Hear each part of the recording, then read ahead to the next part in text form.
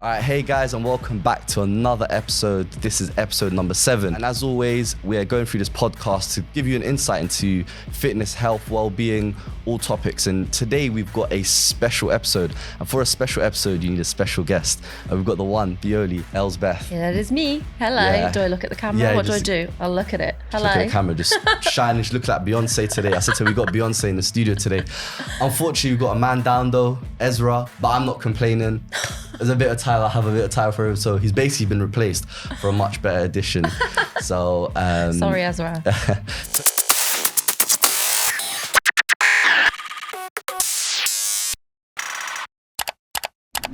As we always say, as a rule of fun with the podcast, we're going to go deep into some topics, and Elspeth's going to wonderful at what she does. She's gone through some amazing experiences that has helped her grow and become a better person.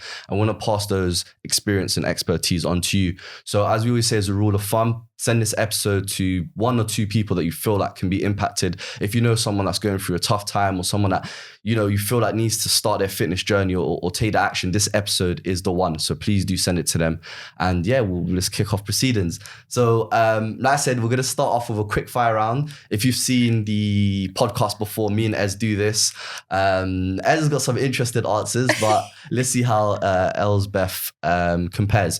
So the format, how it's going to work is there'll be a mix of would you rather, so you pick one of the options, or just a straight question. You can go longer. Go longer into detail. Yeah, there's going to be 8 questions. We'll keep it quite short just so we can go in some more exciting topics, but it's just like the icebreaker round. So just to give you an example, for example, I was going to say, who would you prefer to have to work out with, Eunice or Ezra? You would say, oh no, this is mean. I feel like I'm going to say Eunice because you're here. That's it. If you didn't Sorry, say Ezra again. Even if you didn't say my name, we would have edited it out. We'd have, cut, put my name in, just edited it. It would have been your mouth just moving like Eunice. So that's our one. So you ready? Yeah? Yes, you ready for this? Let's go. You ready to go? Yeah? I'm really ready. All right, question 1. Would you rather a night in or a night out? Okay, night in. Night in? I used to be very much a night out. And we've literally just been talking about age. I'm nearly 34. That doesn't mean I'm past it. It just means that... I couldn't believe it when you said you're 34. I was well, thinking... 33 still. 33, okay. Yeah, I'm 34 this year. But I love a night out when I need it to remind me that I need to stay in more. Does that make sense? Yeah, it makes sense. Because I feel like sometimes I need to go and have a real good, absolute messy night, and then you wake up and you're like, I don't want to do that for a while again. I know what you mean. Okay, next one. Money or love? This is the one I always like. Love. Always. All of the problems that have come from any area in my life, whether that be childhood trauma, whether it's, I don't know, my own stress, self-employment, all of it's money. Whereas love, you can't quantify it. And it's true. In everything. Mm-hmm. So there you go. I love it. Elspeth, you're getting into it right away. I'm in. You're cutting down the topics right away. Okay, would you rather be too hot or too cold? Too hot, always. I can't handle the cold. I whinge so much. So this is not your period. This is not your time. No, there's a reason why I've turned up in a gilet that's the size of a whole house. It is quite big. I did notice that. I know. I love it. I'm literally just I can't think of what I look like. Oh, no, it's the MR.WEST stuff, isn't it? Oh, yeah. You know, when he makes really... Can we say his name on the podcast? Because you've been cancelled, right? So should we... No. We don't want to get just cancelled. Bleep it out. Yeah, guys, we don't condone anything MR.WEST says. No, we don't. We really don't. Yeah. So no, just bad man. Disclaimer. Would you rather explore space or the ocean? So... It's a good one, isn't it? It's a tough one. Okay, both I'm terrified of. Space. Let's go space. Space, okay. Space is really fun. Because water is... Yeah. You can drown more in that. I feel I'd rather... Okay, this is where my trauma brain comes in. I'd rather die in the sky than die in water. Guys, see, I told you, we've got some great talk. We're going to some deep topics today. So really lighthearted, everyone. Yeah. Don't worry, I got Elon Musk on my contact list, so I'll give him, he's doing the space. Just burn me in the sky.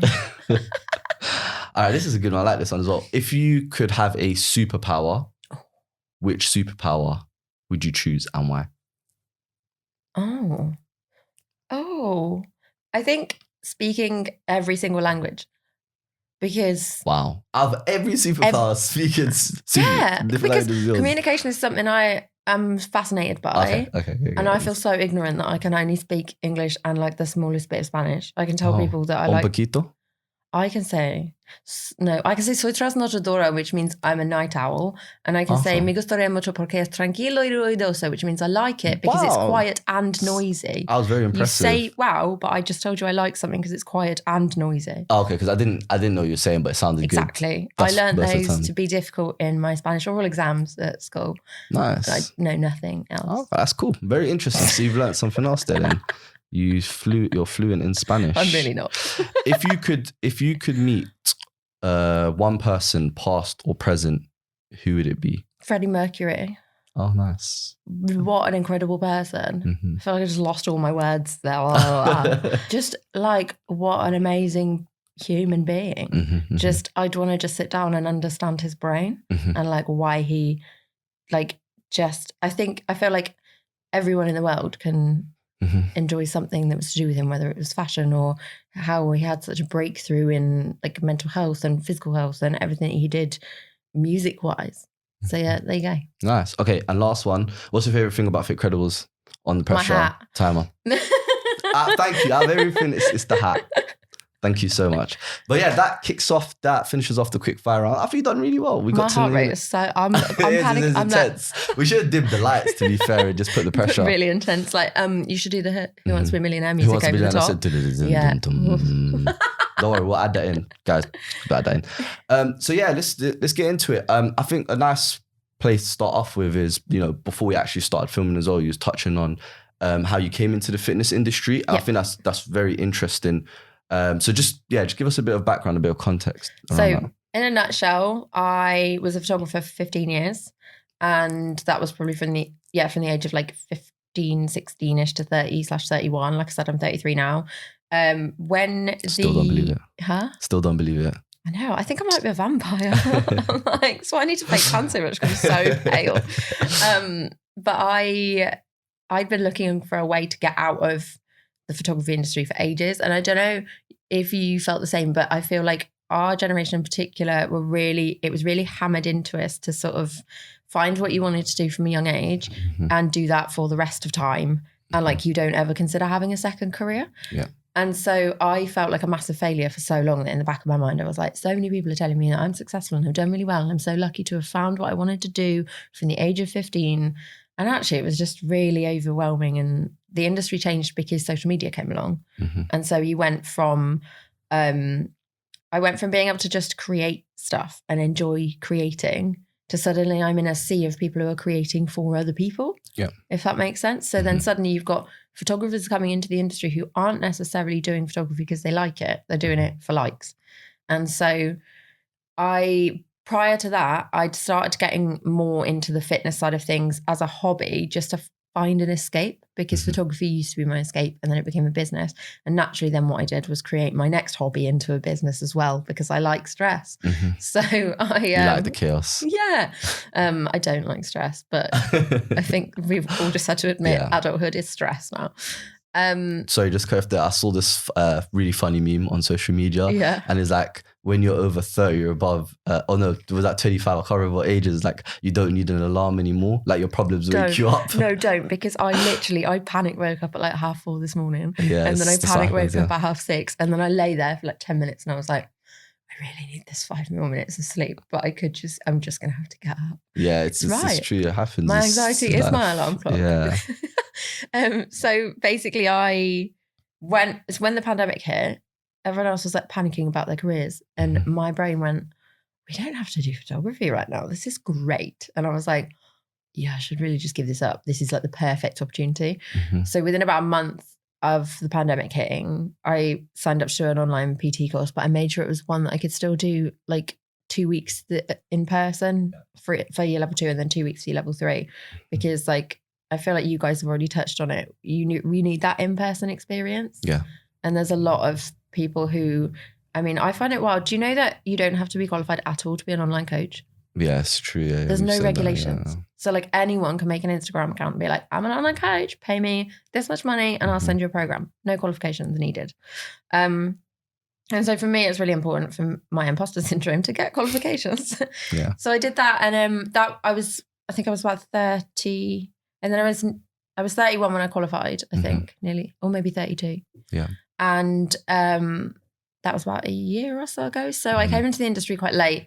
But yeah, so that's kind of my story of where I'm at career-wise. But obviously we'll go into it a bit more. Yeah. How that happened. Yeah. I'm really interested as well, because a lot of people watching this podcast probably as well are like in a similar situation where they might be in a career they don't enjoy, or even with regards to their fitness industry, they might not be able to push themselves to make that start yet. So what gave you that insight? What gave you that ability to push and say, because obviously photography for 15 years, you was comfortable. You probably, you're very good at your job, I'm guessing. So I hope so. Yeah. So what pushed you to make that change? That's a thing that I think a lot of people that are watching the podcast might struggle with, is like, you know, flipping on his head, going to another career, starting their fitness journey, putting themselves first, you know, like cutting off relationship, whatever it may be, improving relationship. So do you have any insight into that? I feel like this won't work for the relationship bit, because I was about to say overlap it. And then I was like, with the relationship, you can't really overlap relationships. You should probably, that's cheating. But if you overlap your jobs, that's how I made it work. So I also have an illustration business, and I've been dabbling with other little bits and pieces. So from when I was younger, and again, this will probably be the same for you because we're in that kind of similar millennial, like Shout out to the millennials, not the Gen Z. You count as Gen Z or no? You are a millennial? I'm an elder. Yeah. I think I'm an elder millennial. I'm a millennial because I'm 90s, so. Yeah, I'm 89. Okay, cool. But only by like 3 months, so it's fine. But yeah, when, like I said, when we were brought up, it was like you find your one career, you do that, done. And there was also no talk of multiple streams of income. Yeah. And so when the penny started to drop, that actually we literally live in a society where all the rules are made up. And I was like, I can literally do anything. Like, why am I like living to these weird standards that I had sort of told myself I had to live to? No one had really told me I had to just do one thing. I just sort of observed what everybody else did around me. And our parents' generation were very much like, you get a job, you do that, you retire, you die, done. I mean, it's probably a bit more fun than that. But that's true. And so I had the photography business, had the illustrations. I'd already started unintentionally building a platform fitness-wise on Instagram, and because that basically came about because I was posting about going to the gym on my personal Instagram, and a friend of mine was just being a complete dick about it. So I set up a fitness one separately to have like a safe space. And I also, at the time, I was trying to lose weight, and I think I'd gained like about 5 stone at uni, and it was just after my dad had passed away, and I was like super depressed, and everything about myself I was really unhappy with. And then so I also wanted to make sure that the place that I was posting in, because I have like quite a lot of friends who are recovering from eating disorders or who were in the depths of them, and I didn't want them to have to see like weight loss stuff. Yeah, because it felt a bit like, hey, here's some triggering stuff if I'm going to post about me trying to lose weight. And then that account started to snowball, and I made some really amazing connections through it, and it made me understand how much I could find a new version of myself within the fitness industry, but not as a PT to start with, literally just as a person in it.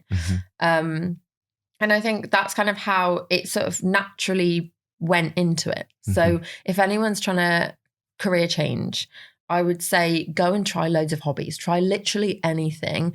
And you can gradually find that one will organically start to take your interest a bit more than something else. And then you'll start to lean more towards doing that. And then you can start to interlace it with what you're doing day to day anyway. And you don't even have to do it as a full-time thing. You could literally just go and teach like one class a week somewhere on top of what you're already doing. It's true. It's really true. And I was just thinking in my head as you're speaking about a story as well. Once I was working in a corporate environment. So we used to train a lot of like city people, used to work like 9 to 5 and so on. And there's a guy who traveled, I think like 2-3 hours away. I can't remember exactly where from.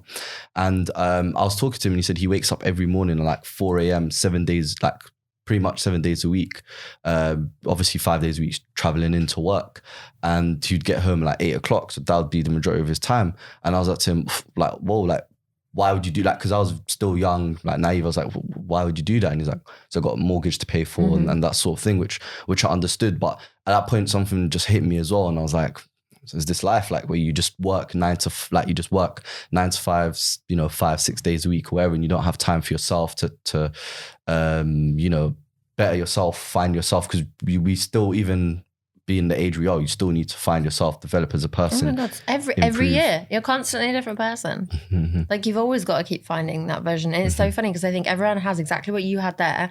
Everybody has that moment. And mine was when I was about 17 and I used to work on the phones calling people 40 times an hour to tell them when. Sounds fun. I've done every You're job. not the one who calls me sometimes and says, have you been in a car accident? And No, I'm like, but I like to tell them. I like to tell them. You should do this. Yeah. Tell them you're a ghost from the other side. And it's my favourite thing because That's I a don't good know one. what to do I'm with that gonna do it. response and be like, I died in that crash. Because sometimes I just get frustrated and say, I don't have a car. And they go, oh,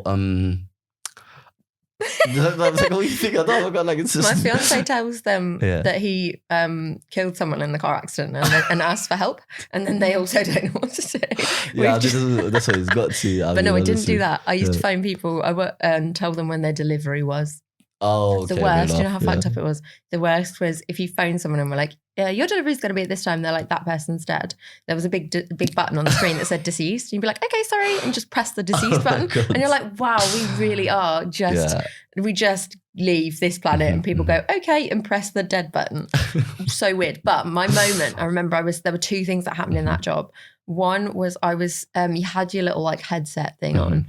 And I was at college at the time and I was going off to uni and I was talking to someone next to me in between calls about uni. And my manager tuned into my headset and went, can you stop talking about your future, please, and get on with your job? Wow. And I was like, thanks, Julie. Wow. So kind. And then the other one was, there was a woman who was in a cubicle bit, like just across from me. It was one of those big rooms with all like kind of a bit American-like with the cubicles. And she was doing her 8-hour shift with her 40 calls an hour, saying the same thing every single phone call, surrounded by balloons, celebrating her 60th birthday. Wow. And I was just there like, shit. Like, I can't do that. And like, no shade to anyone that does. If that makes you happy, that's great. But I just couldn't imagine getting to 60 and then being like, oh, I did it. I'm just calling people to tell them when their deliveries are. And that really hit home for me. So I think that's why then I've been quite ruthless in pursuing what I want to do. And I've also seen a lot of people, I think I've touched on it. I think already, we definitely spoke about it before, but my dad died 10 years ago. He was only 60 when he died. And then my uncle passed away 6 months later and my auntie died 3 years later. Wow. And all of my grandparents died when I was younger. My aunt on the other side died when she was 53. So like the majority of my family have died like 60 and under. And when you are brought up seeing death and loss and people dying that young, you kind of think, well, why don't I take some risks? Because what if I get to 60? I'm either sat there taking these phone calls all day or I'm dead. Like there must be something else. 100%, yeah. Life is, like you said, it is it's a short period regardless of a lot, and tomorrow isn't guaranteed. So definitely, like you said, putting yourself first and making sure your happiness and your well-being is number one. It's priority. And that takes us nicely on to so we obviously met at the mental health thing. Should I name the other brand? The brand? Yeah. So you obviously met at a mental health course, and the reason me and Ez went, and I'm sure you yourself as well, was to learn more, to be more educated and to help people. Where we're currently at, coming after the pandemic, we're in, inflation times, there's a lot going on at the moment. And mental health is more rife than ever. People are suffering and, people are struggling and they might not have someone to speak to, or they might not know, what's the best way to go around it. So first thing I want to go is what's your experience with like mental health? I know you touched on a few things on there as well. And exercise obviously is a major cure for that, something that can help and something that is overlooked. I think Ezra says it quite a bit, like exercise isn't just about your physical health, it's also about your mental health. Your mental is also, it's also needs to be exercised. It's your health as well. People forget that. So how's exercise helped you? Also, so what's your experience with mental health? How's exercise helped you? combat and deal with mental health? And why should other people be prioritizing exercise for mental health? So those are my 3 questions. You should break it down. So if I can remember all the questions, you might have to prompt me. Okay. So firstly, my experience with mental health personally. So after my dad passed away, or around when he was passing away, I was diagnosed with anxiety and depression, which you kind of expect because it was really sad.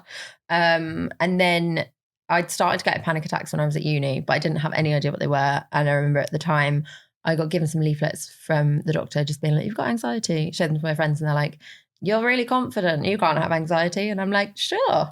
Okay. And that was like 2011 or something. And then after he died, I became estranged from my immediate family and I went through a period of homelessness. And I was really fortunate that I had friends' families step in, and I essentially sofa surfed in different family homes of friends' houses for like a year and a half, something like that. And within that time, I was then diagnosed with borderline personality disorder, which in hindsight, I think is potentially misdiagnosed, but we'll see. I was also diagnosed with complex PTSD. So PTSD we all know of as like war veterans who have been in a bomb blast or something like that. So with classic PTSD, it tends to be from one situation, but complex means loads and loads and loads of little situations. So like throughout my whole childhood, there was a lot of emotional neglect and abandonment. And then, like I said, there was a lot of death, a lot of estrangement, and all of that's kind of added up and then come to a head. And so I deal with a lot of trauma on a day-to-day basis. And then OCD came into the mix to manage all of that as well, because we love controlling stuff when we can't cope. And then more recently, I am awaiting assessment for autism, and I've been on the waiting list for like 2 years. Yay. But that's another story in itself. The reason why I'm telling you all of that is because when I was going through that period of homelessness, I was on benefits and I was getting like £53 a week. Like I said, I was lucky that people took me in and didn't ask me to pay rent because I couldn't have afforded it. If it wasn't for them, I'd have been on the streets. And within that time, I wasn't working. I literally couldn't get out of bed. I was pretty much in bed for about 6 months. Wow. And 6 months. Like I literally just didn't do anything. I lay there and cried, and I was in probably the worst state I think I've ever been in. I think it was within that period of time over the last, I haven't done anything in the last 6 years, but I attempted to take my life 3 times as well. So I've been through a lot, but what people see today, they're like, oh, she's fine. So that's why I like to talk about it, because I feel like I don't necessarily look like people wouldn't expect the backstory. So it kind of helps. I said you came looking like Beyonce. So I'm sure she's got her shit too. Yeah, it's true. We all do. And that's just quickly, that's why I do respect your stuff and your content, because you're honest about it. A lot of people as well in the industry, there's this perception that you need to kind of hide your flaws and just put forward like your highlight reels. Obviously Instagram doesn't help with that as well, but I do commend that, and I feel like, I'm sure you'd agree that most people need to talk about these things. It helps with dealing with it, and that's what you're doing right here. So sorry. No, it's good. So basically what I did was, within that time, I had started to set up my first business in photography, which was, I went via the Prince's Trust, which they do like a 4-day course and whatever, you set that up. So just stop me there. Like, what gave you that motivation, or what pushed you? So obviously you're in bed for 6 months. What was the trigger to go and say, I'm going to go do Prince's Trust and start my own business? Because I couldn't work for anybody. Like I had so many jobs in the past, whether it was working on the phones or working in a burger van, working as a cleaner, working in hospitality and retail, everything, every single one of them, I would hit a wall and I wouldn't be able to cope. And in hindsight, now I'm starting to understand the autism thing. I am really good at masking for a certain period of time, and then I get overwhelmed and I can't cope and I can't keep up the standards I'm trying to put on myself because my brain works in this way and I'm trying to make it work this way, and I can only do that for like X amount of time. So without understanding any of my diagnoses when I was younger, I'd identified I can't work for anyone else. And I think people thought that I was potentially being difficult and lazy and like, oh, I'm too good to work for the people, when actually I'd have a breakdown after like 4 months in every job. So my thought process was, obviously I remembered that woman sitting on the phones with her balloons, and I was like, I have 2 options here. I can either literally lie here until I die, or I can try and drag myself out of this. So I was on medication. I started going to therapy, and that was a real slog. I had to push hard to get that through the NHS. And I think people will relate to that. In hindsight, because it's, you know, someone watching this podcast could be going through the same thing, Yeah. or even like a mini version, like could be like a couple of days or a week. But what advice would you give then to like push yourself to like, you know, it's time to, you know, move on and push yourself to like you done yourself. What was kind of the trigger, or what kind of advice would you give to think pushing off from there? The main thing that really helped me, and this is more practical than a big like light bulb thing, I gave myself wallow time. So, and I still do it now. So I'll set an alarm on my phone for like 2 hours time, and I'll be like, right, guilt-free wallow, feel sorry for yourself, sit in that pit of self-pity and misery for like 2 hours. As soon as that alarm goes off, you've got to get up and do something. You've just got to leave it there. But also I've had 10 years of therapy under my belt, so it's a bit different now. But yeah, I think allowing yourself to grieve and wallow, because part of the reason why I was so in like the darkest place was because I was beating myself up so much. And like exactly what you said about how in the fitness industry, you're kind of like expected to perform a certain way and look perfect and do all of this. Even though I wasn't in the fitness industry then, every human in society seems to think that we all have to act like we're perfect and happy all the time. And actually our baseline is never happiness. Our baseline is contentment, and that's where it should be. And then if we're happy, great. If we're sad, whatever, we're sad sometimes. But if it's too much one way or the other, it's bad. Yeah. I don't know if you've seen a podcast with the guest was called Mo Gawad. Oh my God, Mo Gawad. I love him. Sorry. And he was speaking a happiness expert, like that's his title. And he said something quite interesting, which I took on board. And it was basically like when something happens to you, it's like it goes through a process or a funnel. And then it's like you ask yourself questions like, can I change this? Can I do something to impact this? If yes or no. If it's no, then, you know, just forget about it, because you can't impact it. If it's yes and you can do something about it, what can you do about it? And it's very interesting when you said that, it was that sort of thing of give yourself a bit of time where you can, you know, whatever you need to get over it, and then it's like snap out of it and forget about it and just move. And I know it's hard, it's easier said than done, but it's just that thing of setting boundaries and that stuff. But yeah, that just came into my head. It was a love good him podcast so much. Yeah, like you have no idea. I was literally listening to a podcast on the way here where someone else mentioned him as well, and I was like, I think he's like our God now. We're all just like, hey, so Mo, tell us what to do. We should get him in a podcast. Oh us my two God. and him. Sorry, that would invited. Be. Don't even get me started. Don't worry, I'll make it happen. So to tie it back into the fitness side of things, so when I was at uni, I went to see my first ever therapist, and it was literally because one of my tutors had clocked that I was clearly having a panic attack. Like I'd sit in seminars and I would not be able to hear anything and I'd not be able to see anything properly, and I'd just be there like, something's happening around me, but I don't know what it is. And she pulled me to one side and was like, there's something going on. And I was like, no, there's not. I'm fine.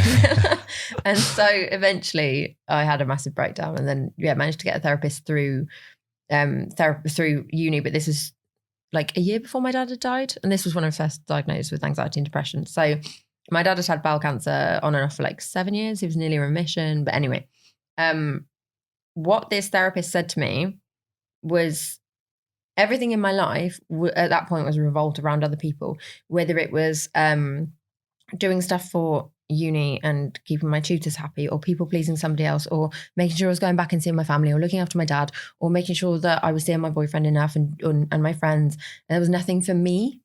And they said to me, go and take up hockey again, because I used to play hockey when I was at school. Oh, nice. And they were like, go and join the hockey team, because none of your current friends or your partner play hockey, so they can't also go and do that. Okay. So then that's now then your thing.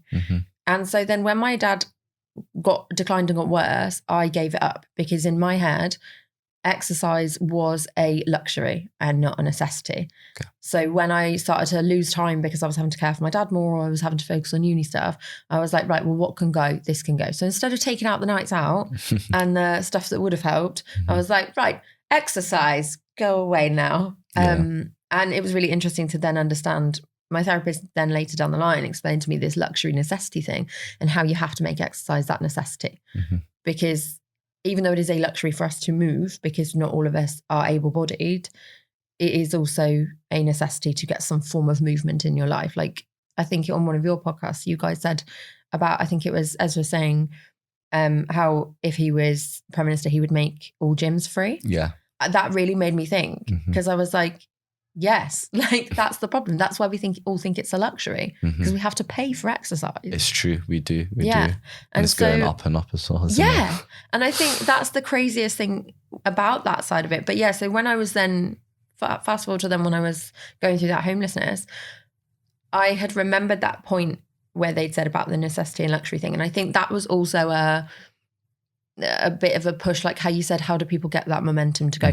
You have to stop guilting yourself out of what you actually want. Because I think sometimes we can convince ourselves that we're being selfish, or like when actually we are being proactive because we want a better life. And it's actually a really good thing that we want a better life. That doesn't mean you're greedy or you're selfish or you're spoiled. It means that you want to do something that's good just for you.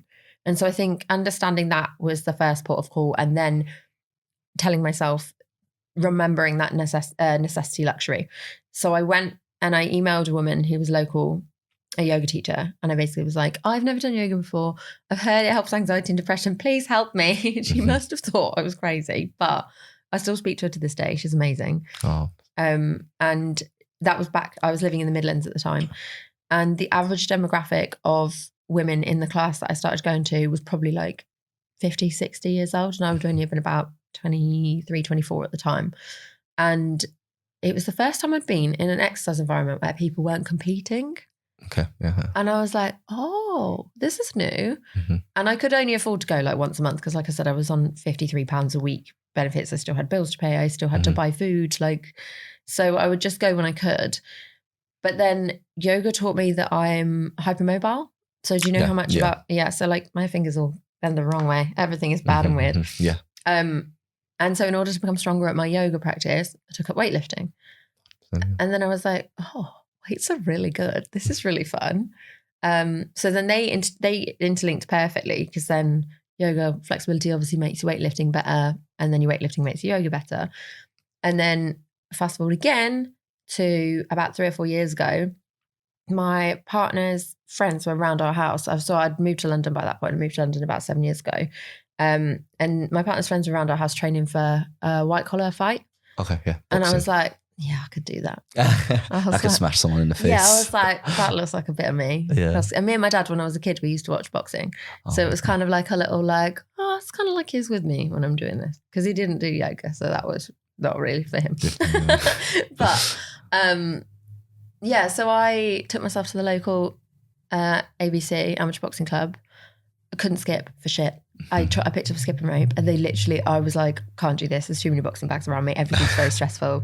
And they just looked at me with pity and were like, just jog on the spot. Yeah. And then eventually I sort of built up more and more confidence with that, and then signed up for a white collar and had my first white collar at the end of 2021. Oh, no. So that changed me completely. But the reason I'm telling you all of that journey as a whole is that shows how things don't happen overnight with your relationship with fitness. And sometimes you don't need to force it. Sometimes you just need to go and try as many things as you can try. And then the things that you like will stay with you. Yeah, 100%. There's a few things I took from there. One of the most powerful things is you weren't afraid to fail. Like you went to a boxing gym, boxing scenario, and you said you didn't have to skip. A lot of the issues you have with clients and people we've spoken to as well is especially like females, for being honest, especially when we go to, because we promote weightlifting, as you also touched on, and going into a gym environment. I mean, you've got a lot of guys in vest, tank tops, they're just taking a batch of steroids before they started, they're throwing weights around, and the thing is, it can be an intimidating environment, intimidating scene. And me and Les have spoken about this in the podcast. More, we want to encourage women to get into that area, because it's not exclusive just to males. It's an area for everyone. Like commending you of how you went into that environment, boxing environment, and you push yourself and you go on with it. What advice do you have in terms of that? So women who want to go to the weight section, but even they don't want to look silly in the gym, they don't know what to do. What's your advice for that?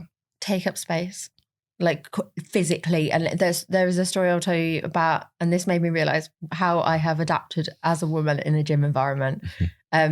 When the gyms reopened, do you remember the first time they reopened after they'd been closed for the first part of the pandemic? And everyone was like, yes, gyms. So I was in my local gym. I don't go there to that particular one anymore, but I'd been going there for like 3 years. And I was doing a lat pull down, and I must have just been like smiling, and I was like, yeah, I'm in the gym, so good. And this guy came up to me and he was like, oh, are you done with the lat? And I'm literally like clearly in like the middle of a rep, you know, I'm obviously not done. Yeah. And I was like, no, I'm still got a couple of sets to go. And he goes to me, oh, you look quite happy today. Normally you look like you want to tell everyone to fuck off. And I'm like, firstly, both are true.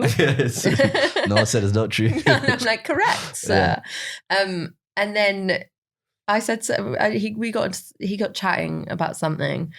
And I'd mentioned the boxing thing, and I think I'd said I was training for my fight. And he went, that explains the stance.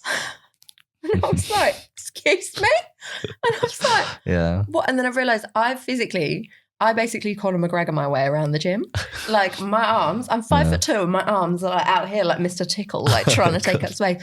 And I think it's almost like a subconscious, like because we spent so much time as women being told to be smaller. Yeah. And I finally found this world where you can literally be bigger, and it's great. So like building muscle, physically, like standing taller, standing in the weight section, doing actual quote unquote man exercises in the man bit of the gym, wildly empowering because it's not the man bit of the gym. It's everyone's bit of the gym. 100%. And I think that's, if you can override that initial fear, it becomes a source of like full on excitement. It's like adrenaline. You're like, oh my God, I'm going in the bit where people think I'm not meant to be and I look good and I'm enjoying it. So that's the thing, take up space. And also it's really normal if you feel afraid of it. 100%. But also be prepared, I think. And you'll get this, like as a PT, if you've got someone brand new to any weightlifting, if you go into that weight section with absolutely no plan whatsoever, you're going to freak out and you're going to give yourself a really bad time and you're going to think that you don't belong there. Plan literally like one exercise. Just go and do some bicep curls there for a bit. Preferably not in the squat rack, but like yeah, that'll help. Don't do that. Just don't do it in the squat rack. Just squats. Just don't take it there. Plan one exercise that you're safe with, that you know confidently how to do. Stick your headphones in, full volume, march over there like you live there, and do that one exercise, and then go back to like your treadmill for a bit, or your safe space, or like go and do some stretching. Like just do one thing. It doesn't have to be a full blown set. Like I wouldn't bother doing. We're really fortunate. We've got like a home gym now, but stuff like setting up a barbell for hip thrusts, that would take me about 400 hours. So I just don't bother. But I can do it at home because I can just leave it there. No, so. I totally agree. Like we said in as well, strength training is very important of people for their goals. You know, if they want to feel leaner, stronger, and those things, strength training is really important. And maybe there's been a perception before, like as we've discussed with. Like Arnold being the poster boy and bodybuilders being the poster boys of resistance training and weightlifting. That's not the case anymore. You know, you've seen a lot of strong females, a lot of, people when they're starting to finish, a lot more people are clued up on weightlifting, resistance training because of the research, because of the studies and that sort of things. And we don't need to go into that. But the main idea is if you want to reach your goals, that's an important part of it. So, getting in there and doing it is important, and you shouldn't feel intimidated, right? You shouldn't feel scared, and you shouldn't feel like this is for this person and like I'm a female, so I'm only going to stick to yoga and that. Yep. You should have a multitude of aspects to your training, so you should try different things that you have as well, and that's how you're going to be the best overall person. But yeah, don't be afraid of the weight section females. Don't worry. I know there's some scary guys, but deep down they're softies, honestly. Oh my God, yeah. The funniest thing is you don't realise, like, in the same way that I look like a person who wants to tell everyone to fuck off when I'm working out, so do all the men. And they're not doing that because they're angry. They're doing it because we're all just so deeply focused on that weight. We're like, this bit of metal, I will pick it up and I will put it down. That's all I want to think about. But I will finish that with one thing. My therapist recently taught me how to think about... I am such a people pleaser, or like recovering people pleaser, that I used to go into any interaction thinking, how am I going to make this person feel, right? And I'd always worry, like, how can I make them like me? How can I make them okay with me? We're missing a drastic step there, which is, how does this other person make me feel? So when you go into that weights environment, instead of going, oh my God, how is everyone perceiving me? And do I look good enough for everyone else? Do I look like I belong here? Walk into that bit, look at everybody else and go, does that person make me feel safe? Does that person make me feel welcome? That's what you should be more concerned about than whether you look like you fit in. Because actually it should be, do these people make me feel welcome? And if they don't, then find another gym. No, it's very interesting. That's what Ez said, I think in the last podcast as well, we was discussing is a gym is an investment as well. So it's like, if you buy a house, you're not just going to go and say, I'm going to take this house and go there. You're going to go into the house, you're going to see how it feels. Yeah. Same thing as a gym. Go in there, see how it feels. I love a gym tour. Yeah, have a gym tour. Loads of different gyms. It's like a social situation for me now. Exactly. Go in the gym, see, is it right for you? If it's not, go somewhere else. Yeah. Like, find something that you feel comfortable in. Just really quickly before we just finish off with a few more topics. Anxiety, I know you touched on it a bit, something you suffered. A lot of people do suffer with anxiety as well. What's some of like the fads around anxiety, and because people say, oh, you have a cold shower if you've got anxiety and stuff. Don't want to be cold. Yeah. So what's kind of like the misunderstandings of misconceptions. Sorry. What's the misconceptions around anxiety, and what's some things that people can do to help them with anxiety? It's like 3 tips, let's say. So misconceptions, I think people think that someone with anxiety looks like the version of me 10 years ago that couldn't get out of bed.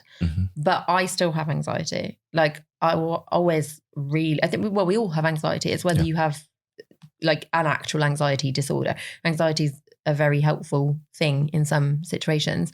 But when it comes to managing it, I manage it massively through exercise, through meditation, through yoga, through breathing. Even when we weightlift, when we run, we don't realize that we're actually using breathing techniques that are very similar to what yoga uses. So, and meditation. So whilst a lot of people who, if they only run and they only weightlift, and they kind of like shit on yoga a little bit because they're a bit like you said, people think it's a bit girly. They think it's a bit, and I'd say try yoga. It's very hard. Like, it is. I'm sweating in there. I went to a class the other day, and then I'm just like seeing these guys, they're experts, they're doing that, and I'm just there like, couldn't even get my legs there. I feel like we need to go to a yoga class together now. Oh yeah, we have to do it. Yeah, we're going on an adventure. We're doing an adventure. I'll try my best. So management with that, learn what breathing helps you with your weightlifting. Pay attention to your how your body is when you're exercising, and you can then start to apply that to then when you're anxious in day-to-day life. So for example, like I can take my brain back into the feelings I get from weightlifting, and you then focus on, so obviously you breathe out on that exertion, you understand how then your breath can make you physically stronger. So of course your out breath can make you mentally stronger. 100%, yeah. Because the out breath, when we breathe out, it actually sends a signal around our body to tell our nervous system that we're safe. Yeah. 100%. So there you go. Like you said, I think everyone in some shape or form, we have our own things going on, and anxiety plays a part into it. So, and like you said, the world is kind of on fire at the moment. So we all just need to breathe. That's it, exactly. Let's finish off with gut health. That's another phenomenon at the moment. Everyone's talking about it. It's a big topic. What's your understanding behind it? What's your experience with it? The platform is yours. 2 things. One, we have brain cells in our guts. It's called our second brain. And when we really think about it, and the best I can explain this is when you take a painkiller, right? Say you've got a headache, you take a painkiller, it goes into your gut, it moves, and it takes the pain away from your brain. Yeah. So what we then eat, if we're eating stuff that can potentially make us feel mentally bad, it's going to go into our stomachs and going to go to our brain and make us more sad. I don't believe any food is good or bad. I feel like food is food. Like, I love food. I'm such a foodie. You cannot make me diet. I won't do it. Yeah. When it comes to gut health, this was the biggest change. And like I've said briefly, after my dad died and I was in bed for so long and I quit exercise and I just ate myself into a stupor. I'd gained like 5 stone. I was really, really, really unhappy. I went through a period of time where, like, I think someone even gave me some to try. I mean, you can bleep that out. Oh, yeah. Please I remember that, yeah. They used to try and invite me to seminars. Oh, my God, don't. We can do a whole episode on pyramid schemes if you would like. That will save that. Yeah. But I went through all kinds of things, like tried to cut out carbs, tried to chew my food a certain amount of times, like all of the crap people tell you. And luckily, none of that really lasted that long. And then as I got into yoga and started to understand more about how yoga massages the digestive system and helps with things like that, I then started to look into gut health a bit more in terms of, because I learned when I was on my antidepressants, I learned that omega-3 helps support antidepressants. Yeah. So I was like, right, okay, so there's something in this and then in this and then in this. And then what I started to do was, instead of trying to diet and take things out of my diet, I would add things in that were gut friendly. Okay. And so I feel like that's the easiest way I can explain to look into gut health if you're someone new to it. Instead of like trying to find all these books and panic, Google like one thing a week that is like a gut healthy vegetable or a gut healthy drink, one thing a month even, and then just add that one thing into your diet, whether it's once a week, twice a week, whatever. So mine would be like avocado, bananas, even coffee, red wine. Like there's loads of good stuff that's good for your gut. And I think experiment with how you can keep like a food diary. And instead of, you know how people do the FODMAP things. And so when they've got allergies and intolerances, do the same thing for your brain where you'll go, right, okay, I'm going to eat bananas before work this week and I'm going to note down whether I've got more energy or I'm going to, I don't know, drink kefir and see if my gut's happier and I'm less bloated. So yeah, so I think that's my take on gut health. I find it very helpful if you want a guide of how to eat better instead of taking away, you put in things. Yeah, 100%. I think a lot of people want to start improving their gut health and you know, get into this habit, some of the stuff that you've spoken about. Walking down the supermarket, everything's selling at you, buy. And another thing as well is with fast food, with delivery apps at the moment, it's so easy just to order like a cheeky Nando's or whatever it is. What's some practical steps you can give to help people to, you know, like focus on these things that you've been mentioning? What's some tips that you can? So I have a list of recipes that I like in my notes. And then once a week I will sit down and pick 5 of those recipes. Okay. And I've got like all the ingredients I've already made into lists as well. So I literally put that into the list. Then I sit down once a week and do a full online shop, and I don't necessarily plan like breakfast and lunch, but I'll get like bits and pieces in, like bits of fruit, stuff like that. But all my dinners are planned. And it might be that I go a bit off and we'll get a takeaway and whatever, and then I'll just like chuck what we were going to have in the freezer and have that a bit later. There's no major pressure, and I think you have to have movable goals with it. However, getting a structure in place is really important, because like you said, it's so easy to just go, oh, we haven't got anything in, so I'll just get Nando's tonight. Wow, there's so many brands you need to blank out of this. It's going to be like, it will just sound like I'm swearing the whole way through, which I kind of have. So yeah, getting that structure in place. Online shopping has been a real big help for me, because like you said, you walk down the aisle and you go, oh, maybe I'll get this, oh, maybe I'll get that. And also if you go shopping when you're hungry, bad idea. Oh yeah. Like eat something before you go shopping, and do your online shop, get it done. And because also, like, I don't know how do you still live at home, or do you have your own place? Yeah, I live at home, yeah. So like, I guess you probably don't have as much faffing about with the main shop because you don't have your own spaces. But like, if you have your own space, I guess you probably get this as well. But like, if you have your own space and you do your food stuff, you feel so much like more on your game. 100%. You're like, it's like every time I open the fridge, I'm like, oh my God, it looks beautiful. It's so organized. Yeah, it's true. Because as well, another thing I find is if you've got like we said, there's no foods that are bad, but you know, if you've got chocolates, crisps, those sorts of snacks lying around at home, you're more likely just to eat if there's nothing there. So like a good kind of rule of thumb is just make sure that everything's organized and you've got the right things, and you've got the right things that you can eat, and you know, you're prepared and organized. Psychologically, I always order chocolate and crisps every week as well. Yeah. But if I order like a normal amount, normal is not a measurement. If I have like one main bar of chocolate and like one like multi-bag of crisps that me and my partner will get through between us through the week, I'm less likely to be like, oh my God, I need chocolate, because I'm like, oh, I've got some in the fridge. Like it's there if I want it. So it depends on your psychology and your own, because me and my partner work totally differently. If he knows it's there, he'll eat it, even if he doesn't want it. If I know it's there, I don't eat it because I know it's there if I want it. It's true, yeah. So it depends how you like. It depends on your psychology. Yeah, there's no kind of one size fits all. So if you're someone like my partner, maybe like bless him, because every week I'm like, yeah, chocolate, and he's there like, this is literally looking at me in the fridge. But so I guess it's working out who you are, what works for you, and not being too structured with it, because I think I've had friends who have essentially like meal prep, like a bodybuilder going into a competition, Mm-hmm. but they're not going into a competition. They're Yeah. living their life and they're exhausted because they're having to try and keep up with like putting everything in Tupperware every 10 seconds. It's true. It can be exhausting. Yeah. There was a podcast I'm sure you saw about gut health. It was, I'm not going to say the person's name, but yeah, it was very interesting.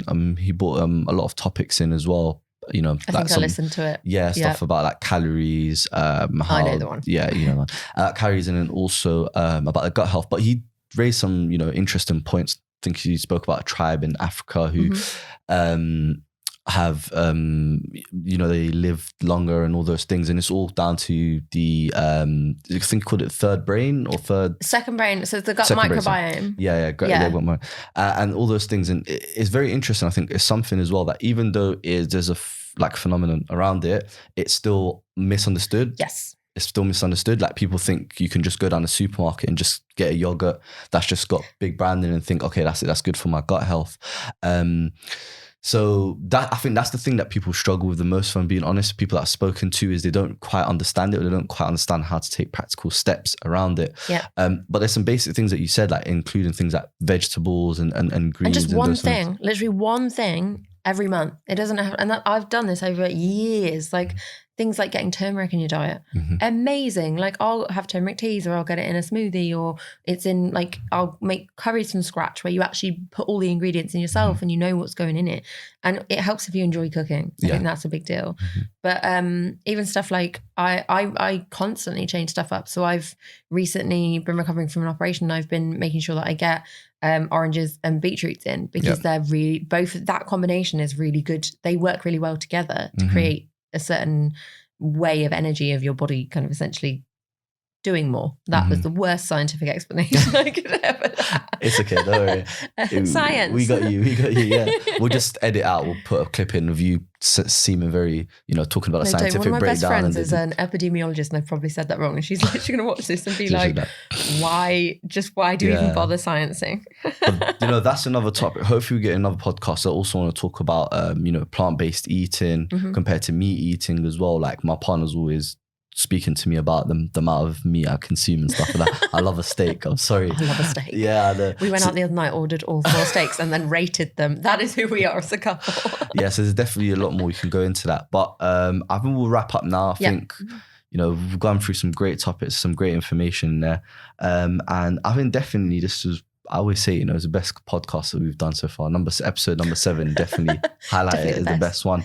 Do you have any closing notes, anything that you want to sign off with? I think always leave every interaction, like leave the person feeling better than they did when you entered into the interaction. Like that's my aim with everything. Like focusing on being the person that I needed when I was younger. That's key. So, and that applies to also fitness. Like I look back at like how women in particular had the fitness industry presented to them in like the 90s and the early noughties.